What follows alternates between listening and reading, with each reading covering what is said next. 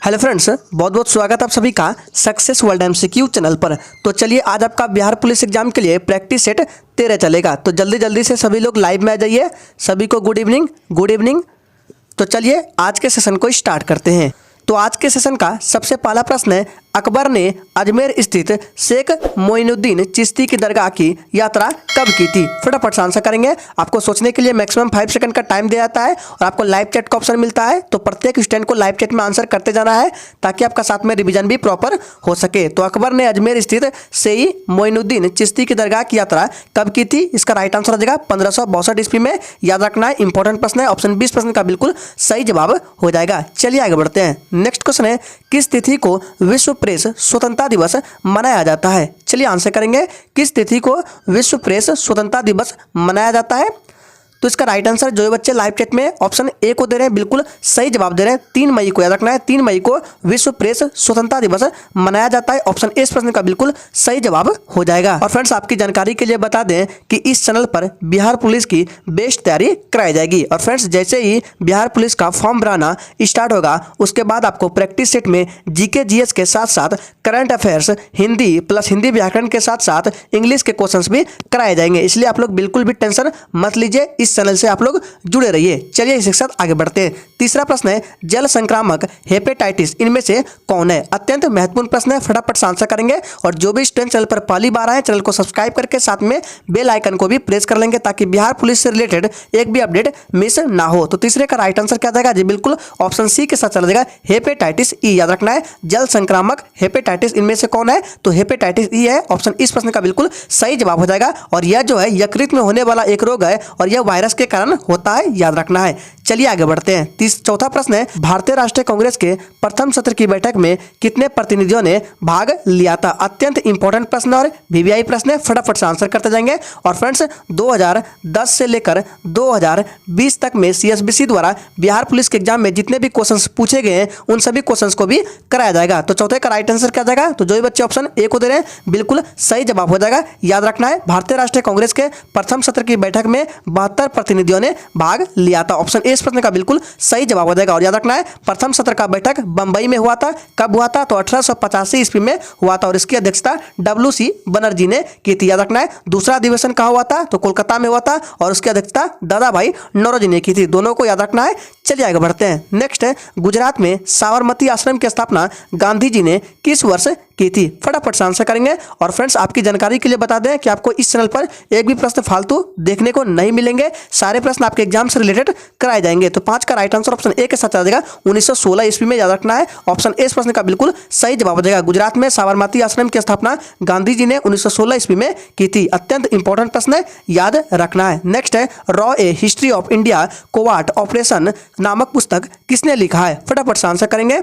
Raw a history of India covert operations नामक पुस्तक किसने लिखा है? तो याद रखना, ये यतीश यादव ने। ऑप्शन ए इस प्रश्न का बिल्कुल सही जवाब हो जाएगा, यतीश यादव ने। नेक्स्ट है, भारत के कितने राज्य नेपाल से सीमा साझा करते हैं? फटाफट से आंसर करते जाएंगे। प्रत्येक स्टूडेंट को लाइव चैट में आंसर करने हैं ताकि साथ में सभी का रिवीजन भी प्रॉपर हो सके। तो याद रखना है, भारत के टोटल 5 राज्य ऐसे हैं जो नेपाल की सीमा से अपना सीमा साझा करते हैं। कौन कौन से राज्य है? तो याद रखना, नंबर 1 पर आपका उत्तराखंड हो गया, 2 नंबर पर पश्चिम बंगाल, यूपी, बिहार और सिक्किम। सभी याद रखना है, सभी को इंपॉर्टेंट है। नेक्स्ट है, मोहम्मद गोरी ने जयचंद को किस युद्ध में पराजित किया था? फटाफट से आंसर करेंगे। मोहम्मद गोरी ने जयचंद को किस युद्ध में पराजित किया था? तो याद रखना है, कौन सा युद्ध था? इसका राइट आंसर ऑप्शन सी के साथ चला जाएगा, चंदावर का युद्ध, जो कि 1194 ईस्वी में हुआ था। ऑप्शन सी इस प्रश्न का बिल्कुल सही जवाब हो जाएगा। और याद रखना है, मोहम्मद गोरी ने भारत पर प्रथम आक्रमण पूछे कि कब किया था? तो 1175 ईस्वी में। याद रखना है, ये पूछा था एग्जाम में कि मोहम्मद गोरी ने भारत पर प्रथम आक्रमण कब किया था? तो 1175 ईस्वी में। और मोहम्मद गोरी ने जयचंद को किस युद्ध में पराजित किया था? तो चंदावर का युद्ध, जो कि 1194 ईस्वी में हुआ था। याद रखना इंपॉर्टेंट है। नेक्स्ट है, राज्य के नीति निर्देशक सिद्धांतों के निम्नलिखित अनुच्छेद में से कौन सा कृषि एवं पशुपालन का संगठन से संबंधित है? फटाफट से आंसर करेंगे। राज्य के नीति निर्देशक सिद्धांतों के निम्नलिखित अनुच्छेदों में से, यानी कि चारों अनुच्छेद में से कौन सा अनुच्छेद है जो कृषि एवं पशुपालन का संगठन से संबंधित है? तो 9 का राइट आंसर ऑप्शन सी के साथ चला जाएगा, अनुच्छेद 48 है। याद रखना है, ऑप्शन सी इस प्रश्न का बिल्कुल सही जवाब हो जाएगा। चलिए शिक्षक आगे बढ़ते हैं। नेक्स्ट है, स्वचालित गाड़ियों में लगे हुए ब्रेक में किस प्रकार की व्यवस्था होती है? आंसर करेंगे। चलिए, स्वचालित गाड़ियों में लगे हुए ब्रेक में किस प्रकार की व्यवस्था होती है? तो हाइड्रोलिक ब्रेक की व्यवस्था होती है। ऑप्शन ए इस प्रश्न का बिल्कुल सही जवाब हो जाएगा। नेक्स्ट क्वेश्चन है, निम्न में से कौन सा जोड़ा सही क्रम में दिया गया है? फटाफट से आंसर करेंगे, निम्न में से कौन सा जोड़ा सही है? चलिए थोड़ा सा एक्स्ट्रा टाइम दे रहे हैं। यहाँ पे देखिए मानस लिखा गया, यहाँ पर मानस होगा। फिर से बोल रहे हैं, ऑप्शन बी में मानस होगा। तो चलिए इसका जो राइट आंसर है, जो भी बच्चे लाइव चैट में ऑप्शन सी को दे रहे हैं बिल्कुल सही जवाब दे रहे हैं। कौंडिया जो है ये आंध्र प्रदेश में बिल्कुल सही जवाब है। बांदीपुर जो है ये तमिलनाडु में नहीं, ये कहाँ है? कर्नाटक में। मानस जो है उत्तर प्रदेश में नहीं, असम में है। और सिमलीपाल असम में नहीं, उड़ीसा में। सभी संबंध को याद रखना है, इंपॉर्टेंट है। नेक्स्ट है, केल्विन तापमापी पर सामान्य मानव शरीर का तापमान कितना होता है? आंसर करेंगे, केल्विन तापमापी पर सामान्य मानव शरीर का तापमान कितना होता है? तो बात करते हैं केल्विन में, तो केल्विन में कितना होता है? तो 310 केल्विन होता है। बात करें सेल्सियस में, तो सेल्सियस में पूछा है तो 37 डिग्री सेल्सियस होता है। और फ़ारेनहाइट में पूछा जाएगा तो 98 याद रखना है, 98.6 डिग्री फ़ारेनहाइट। सभी को याद रखना है, इंपॉर्टेंट है। विश्व साइकिल दिवस कब मनाया जाता है? फटाफट से आंसर करेंगे, विश्व साइकिल दिवस कब मनाया जाता है? तो याद रखना ये 3 जून को मनाया जाता है। ऑप्शन सी इस प्रश्न का बिल्कुल सही जवाब हो जाएगा। लाल बाग कहाँ स्थित है? चलिए आंसर करते जाएंगे। तो याद रखना है लाल बाग कहाँ स्थित है? तो ये बेंगलुरु में स्थित है, कर्नाटक बेंगलुरु। ऑप्शन सी इस प्रश्न का बिल्कुल सही जवाब हो जाएगा। नेक्स्ट है, निम्न में से किस वर्ष भारतीय चुनाव आयोग को 3 सदस्यीय आयोग बना दिया गया? फटाफट से आंसर करेंगे।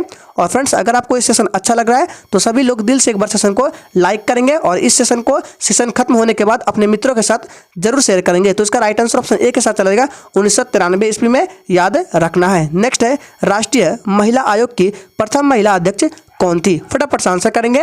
चलिए और फ्रेंड्स सेशन के एंड में अपना अपना स्कोर जरूर देना है कि आपने 50 प्रश्नों में से कितने प्रश्न का सही जवाब दिए हैं। तो राष्ट्रीय महिला आयोग की प्रथम महिला अध्यक्ष कौन थी? तो जयंती पटनायक। ऑप्शन 20 प्रश्न का बिल्कुल सही जवाब हो जाएगा। राष्ट्रीय महिला आयोग की स्थापना बात करें तो 1992 ईस्वी में इसका हेडक्वार्टर नई दिल्ली में है। नेक्स्ट है, अखिल भारतीय किसान सभा सर्वप्रथम कहाँ आयोजित की गई? फटाफट से आंसर करेंगे, अखिल भारतीय किसान सभा सर्वप्रथम कहाँ आयोजित की गई? तो याद रखना है सर्वप्रथम ये लखनऊ में आयोजित की गई। ऑप्शन सी इस प्रश्न का बिल्कुल सही जवाब हो जाएगा। नेक्स्ट है, राजा राम मोहन राय ने ब्रह्म समाज की स्थापना कब की थी? चलिए आंसर करेंगे,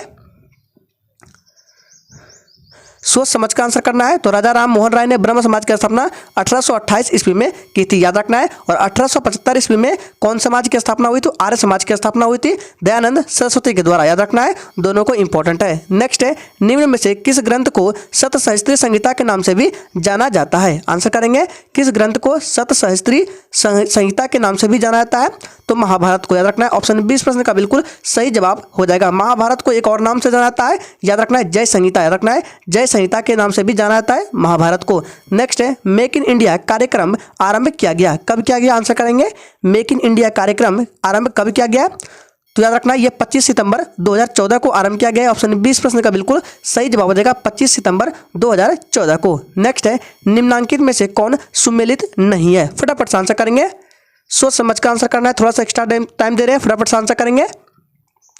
तो बोला जा रहा है निम्नांकित में से कौन सुमेलित नहीं है? तो इसका जो राइट आंसर ऑप्शन डी के साथ चला जाएगा, 1566 हल्दी घाटी का युद्ध। याद रखना है, हल्दी घाटी का युद्ध जो है ये 1576 में हुआ था, ना कि 1566 में। ये सुमेलित नहीं है, बाकी सब सही है। दास प्रथा का अंत 1562, तीर्थ यात्रा करके समाप्ति 1563, जजिया कर समाप्त 1564। सभी इंपॉर्टेंट है, याद रखना है। नेक्स्ट है, तमसोमा ज्योतिर्गमय कथन है मूलतः। फटाफट से आंसर करेंगे, उपनिषदों का, महाकाव्यों का, पुराणों का या षड्यंत्र का? फटाफट से आंसर करेंगे। चलिए तो 22 का जो राइट आंसर है ऑप्शन चला देगा किसके साथ? उपनिषदों को। तमसो माह ज्योतिर्गमय कथन है उपनिषदों का। ऑप्शन ए इस प्रश्न का बिल्कुल सही जवाब हो जाएगा। नेक्स्ट है, निम्न में से कौन सा विटामिन युग्म प्रतिऑक्सीकारक की तरह कार्य करता है? चलिए आंसर करेंगे, सोच समझ का आंसर करना है। कौन सा विटामिन युग्म प्रतिऑक्सीकारक की तरह कार्य करता है? तो इसका राइट आंसर ऑप्शन सी के साथ चलेगा, विटामिन सी तथा विटामिन ई। याद रखना है, ऑप्शन सी इस प्रश्न का बिल्कुल सही जवाब हो जाएगा। याद रखना है, विटामिन बी एंड सी जो है ये जल में घुलनशील होता है। याद रखना है, किसमें? जल में। और वसा में कौन कौन से विटामिन घुलनशील होते हैं? तो याद रखना है, विटामिन ए हो गया, विटामिन डी हो गया, विटामिन ई हो गया और विटामिन के ये वसा में घुलनशील होते हैं, लेकिन विटामिन बी और जो सी है ये जल में घुलनशील होते हैं। याद रखना है। नेक्स्ट है, 2011 की जनगणना के अनुसार न्यूनतम 10 के वृद्धि वाला राज्य निम्न में से कौन सा है? चलिए आंसर करेंगे। चलिए तो इस जनगणना के अनुसार न्यूनतम 10 के वृद्धि वाला राज्य नागालैंड है। अगर बात करें कि 2011 की जनगणना के अनुसार सर्वाधिक 10 के वृद्धि वाला राज्य कौन है, तो मेघालय है। अगर बात करें कि 2011 की जनगणना के अनुसार न्यूनतम 10 के वृद्धि वाला केंद्र शासित प्रदेश कौन है, तो लक्षद्वीप है। सभी पॉइंट्स को याद रखना इंपॉर्टेंट है। नेक्स्ट है राष्ट्रीय जैव विविधता अथॉरिटी का मुख्यालय अवस्थित है। कहाँ अवस्थित है? बेंगलुरु में, चेन्नई में, हैदराबाद में या नई दिल्ली में। तो 25 का राइट आंसर जो भी बच्चे ऑप्शन बी को दे रहे हैं बिल्कुल सही जवाब दे रहे हैं, चेन्नई में याद रखना है। अगला प्रश्न है कौटिल्य द्वारा रचित अर्थशास्त्र कितने अधिकरणों में विभाजित है? चलिए आंसर करेंगे। और फ्रेंड्स अगर आपको किसी भी प्रश्न में थोड़ा भी डाउट होता है तो तुरंत आप कमेंट करके पूछ सकते हैं। तो 26 का जो राइट आंसर है ऑप्शन चला देगा किसके साथ? डी के साथ, 15 याद रखना है। चलिए आगे बढ़ते हैं। नेक्स्ट है भारतीय संविधान की 6ठी अनुसूची के प्रावधान निम्न में से किस राज्य में लागू होते हैं? चलिए आंसर करेंगे। और अगर आपने अभी तक सेशन को लाइक नहीं किया है तो सभी लोग दिल से सेशन को लाइक करेंगे। तो 27 का राइट आंसर ऑप्शन ए के साथ चला जाएगा त्रिपुरा, याद रखना है। चलिए आगे बढ़ते हैं। नेक्स्ट है निम्न में से किस सल्तनत कालीन शासक ने जिल ए, यहाँ पे ए होगा, जिल ए इलाही की उपाधि धारण की? चलिए आंसर करेंगे फटाफट से। तो ये प्रश्न आपके एग्जाम के लिए इंपॉर्टेंट है। इसका राइट आंसर क्या हो जाएगा? बलबन। ऑप्शन ए इस प्रश्न का बिल्कुल सही जवाब हो जाएगा बलबन ने। बलबन जो है ये गुलाम वंश का शासक था, याद रखना है। नेक्स्ट है लाइफ ऑफ पाई नामक पुस्तक के लेखक कौन है? चलिए आंसर करेंगे। लाइफ ऑफ पाई नामक पुस्तक के लेखक कौन है? तो 29 का राइट आंसर ऑप्शन चला जाएगा ए के साथ यान मार्टेल, याद रखना है। ऑप्शन ए इस प्रश्न का बिल्कुल सही जवाब हो जाएगा। कौन है? यान मार्टेल। चलिए इसी के साथ आगे बढ़ते हैं। नेक्स्ट है ओलंपिक में व्यक्तिगत स्पर्धा में पदक जीतने वाला प्रथम भारतीय महिला कौन है? चलिए आंसर करेंगे। ओलंपिक में व्यक्तिगत स्पर्धा में पदक जीतने वाले प्रथम भारतीय महिला कौन है? तो याद रखना है कर्णम मल्लेश्वरी है। ऑप्शन डी इस प्रश्न का बिल्कुल सही जवाब हो जाएगा। और कर्णम मल्लेश्वरी किस खेल से संबंधित है? तो ये भारोत्तोलन से संबंधित है, याद रखना है। नेक्स्ट है भारत में ट्रेड यूनियन आंदोलन के जन्मदाता कौन थे? आंसर करेंगे। भारत में ट्रेड यूनियन आंदोलन के जन्मदाता कौन थे? तो याद रखना है कौन थे। इसका राइट आंसर हो जाएगा एन.एम. जोशी। ऑप्शन सी इस प्रश्न का बिल्कुल सही जवाब हो जाएगा। इन्होंने 1920 ईस्वी में, याद रखना है, इन्होंने 1920 ईस्वी में भारतीय ट्रेड यूनियन की स्थापना की थी, याद रखना है। नेक्स्ट है उस दर्रे का नाम बताएं जिसे उत्तराखंड में तीर्थ यात्रियों द्वारा कैलाश मानसरोवर यात्रा के लिए प्रयोग किया जाता है? फटाफट आंसर करेंगे। उस दर्रे का नाम बताना है जिसे उत्तराखंड में तीर्थ यात्रियों द्वारा कैलाश मानसरोवर यात्रा के लिए प्रयोग किया जाता है। तो उस दर्रा का नाम क्या है? याद रखना है। ऑप्शन चला जाएगा डी के साथ लिपुलेख दर्रा। ऑप्शन डी इस प्रश्न का बिल्कुल सही जवाब हो जाएगा। चलिए आगे बढ़ते हैं। नेक्स्ट है शारदा अधिनियम 1930 के अंतर्गत लड़की और लड़कों के विवाह की न्यूनतम आयु सीमा कितनी निर्धारित की गई थी? चलिए आंसर करेंगे। सोच समझ का आंसर करना है। चलिए तो इसका राइट आंसर 33 का राइट आंसर जो ये बच्चे बी को दे रहे हैं बिल्कुल सही जवाब हो जाएगा 14 एवं 18। लड़की के लिए 14 एवं लड़कों के लिए न्यूनतम उम्र 18 वर्ष तय की गई है, याद रखना है। ऑप्शन 20 प्रश्न का बिल्कुल सही जवाब हो जाएगा। और शारदा अधिनियम जो है ये किसके शासनकाल में किस में आया था? तो लॉर्ड इरविन के समय में आया था, याद रखना है। लॉर्ड इरविन के समय में शारदा अधिनियम आया था। नेक्स्ट क्वेश्चन है किस चोल शासक ने तंजौर प्रसिद्ध राजराजेश्वर शैव मंदिर का निर्माण करवाया? आंसर करेंगे। किस चोल शासक ने तंजौर प्रसिद्ध राजराजेश्वर शैव मंदिर का निर्माण करवाया? तो इसका राइट आंसर ऑप्शन चला देगा ए के साथ राजराज प्रथम ने। ऑप्शन ए इस प्रश्न का बिल्कुल सही जवाब हो जाएगा। नेक्स्ट है पक्के आम का खाने योग्य भाग कौन सा है? आंसर करेंगे। चलिए तो 35 का राइट आंसर ऑप्शन डी के साथ चला जाएगा मध्य फल भित्ति, याद रखना है। ऑप्शन डी इस प्रश्न का बिल्कुल सही जवाब है। नेक्स्ट है भारतीय संविधान का कौन सा अनुच्छेद अस्पृश्यता का उन्मूलन करता है? चलिए आंसर करेंगे। भारतीय संविधान का कौन सा अनुच्छेद अस्पृश्यता का उन्मूलन करता है? तो 36 का राइट आंसर डी के साथ चला जाएगा अनुच्छेद 17। ऑप्शन डी इस प्रश्न का बिल्कुल सही जवाब हो जाएगा। नेक्स्ट है 1 ग्राम वसा से कितनी कैलोरी ऊर्जा उत्पन्न होती है? आंसर करेंगे। तो याद रखना 1 ग्राम वसा से 9.3 कैलोरी ऊर्जा उत्पन्न होती है। ऑप्शन सी इस प्रश्न का बिल्कुल सही जवाब हो जाएगा। चलिए आगे बढ़ते हैं। नेक्स्ट है निम्न में से किस जैन तीर्थकार को भगवान कृष्ण का निकट संबंधी माना जाता है? आंसर करना है। किस जैन तीर्थकार को भगवान कृष्ण का निकट संबंधी माना जाता है? तो इसका राइट आंसर ऑप्शन चला देगा डी के साथ क्या हो जाएगा अरिष्ट नेमी, याद रखना है अरिष्ट नेमी। और अरिष्ट नेमी जो है ये जैन धर्म के 22वें तीर्थंकर थे, याद रखना है। और आप लोग को कमेंट करके बताना है कि जैन धर्म के पहले तीर्थंकर और दूसरे तीर्थंकर कौन थे। देखते कितने बच्चे आंसर कर पाते हैं। जैन धर्म के पहले एवं दूसरे तीर्थंकर बताना है। नेक्स्ट है बौद्ध धर्म के प्रतीक स्तूप निम्न में से किससे संबंधित है? चलिए आंसर करेंगे। अत्यंत इंपॉर्टेंट प्रश्न है। बौद्ध धर्म के जो प्रतीक स्तूप है ये निम्न में से किससे संबंधित है? तो ये भगवान बुद्ध के मृत्यु से संबंधित है। ऑप्शन सी इस प्रश्न का बिल्कुल सही जवाब हो जाएगा। नेक्स्ट है, भारत में उच्चतम न्यायालय में न्यायाधीशों की संख्या बढ़ाने का अधिकार किसके पास होता है? चलिए आंसर करेंगे। भारत में उच्चतम न्यायालय में न्यायाधीशों की संख्या बढ़ाने का अधिकार किसके पास होता है? तो यह अधिकार किसके पास होता है? भारत की संसद के पास। ऑप्शन ए इस प्रश्न का बिल्कुल सही जवाब हो जाएगा। नेक्स्ट है, भारतीय राष्ट्रीय कांग्रेस ने किस अधिवेशन में पूर्ण स्वराज स्वीकार कर लिया? अत्यंत इंपॉर्टेंट प्रश्न है आपके एग्जाम के लिए। चलिए फटाफट से आंसर करेंगे। चलिए आपका टाइम खत्म होता है। तो 41 का राइट आंसर जो बच्चे ऑप्शन बी को दे रहे हैं बिल्कुल सही जवाब दे रहे हैं, लाहौर अधिवेशन। और ये कब हुआ था? तो याद रखना है लाहौर अधिवेशन जो है ये हुआ था 1929 ईस्वी में। कब हुआ था? 1929 ईस्वी में। और इसकी अध्यक्षता पंडित जवाहरलाल नेहरू ने की थी, याद रखना है। नेक्स्ट है, चंबल नदी पर स्थित जलाशय किस अन्य नाम से जाना जाता है? चंबल नदी पर स्थित जलाशय किस अन्य नाम से जाना जाता है?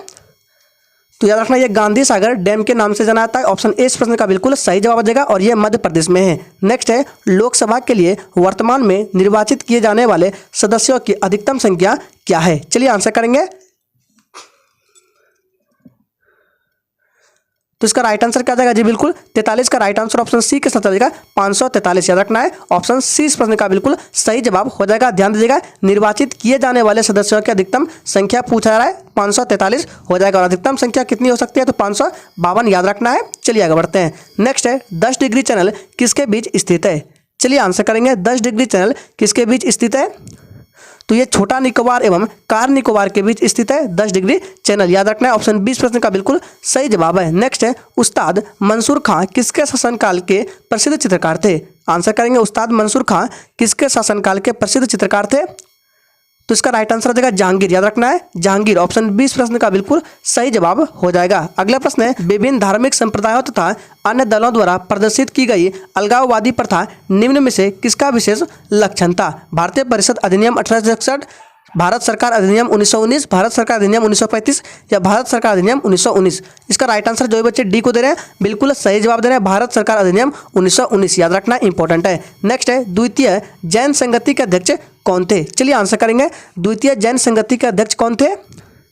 तो याद रखना है द्वितीय जैन संगति के अध्यक्ष ऑप्शन बी हो जाएगा क्षमा श्रवण। ऑप्शन 20 प्रश्न का बिल्कुल सही जवाब हो जाएगा। नेक्स्ट है, सुएज नौ परिवहन नगर भूमध्य सागर को खाली स्थान के साथ जोड़ती है। याद रखना है सुएज नहर जो है ये मिस्र में है और इसका निर्माण 1869 में किया गया है। और इसका राष्ट्रीयकरण कब किया गया था? तो 1956 में। याद रखना है 1956 में राष्ट्रीयकरण किया गया था और इसका निर्माण 1869 ईस्वी में। कंफ्यूज नहीं होना है, इसका राइट आंसर डी के साथ चला जाएगा। सुएज नौ परिवहन नगर भूमध्य सागर को लाल सागर के साथ जोड़ती है। ऑप्शन इस प्रश्न का बिल्कुल सही जवाब हो जाएगा। नेक्स्ट है, मुगल साम्राज्य के पतन के समय जाटों ने किनके नेतृत्व में स्वयं को संगठित किया? चलिए आंसर करेंगे। मुगल साम्राज्य के पतन के समय जाटों ने किनके नेतृत्व में स्वयं को संगठित किया? इसका राइट आंसर हो जाएगा चूड़ामन। ऑप्शन 20 प्रश्न का बिल्कुल सही जवाब हो जाएगा। आज के सेशन का आखिरी प्रश्न है, दांडी मार्च के दौरान प्रसिद्ध गान रघुपति राघव राजा राम के संगीतकार किसको माना जाता है? चलिए आंसर करेंगे फटाफट से। चलिए आपका टाइम खत्म होता है। इसका राइट आंसर ऑप्शन बी के साथ चला जाएगा दिगंबर विष्णु पलुस्कर को। ऑप्शन सी इस प्रश्न का बिल्कुल सही जवाब हो जाएगा। तो आज के सेशन में ये 50 अति महत्वपूर्ण प्रश्नों को रखा गया था। तो आज के सेशन के लिए इतना ही। चलिए कल फिर मिलते हैं रात 8 बजे नेक्स्ट क्लास के साथ। तब तक के लिए जय हिंद।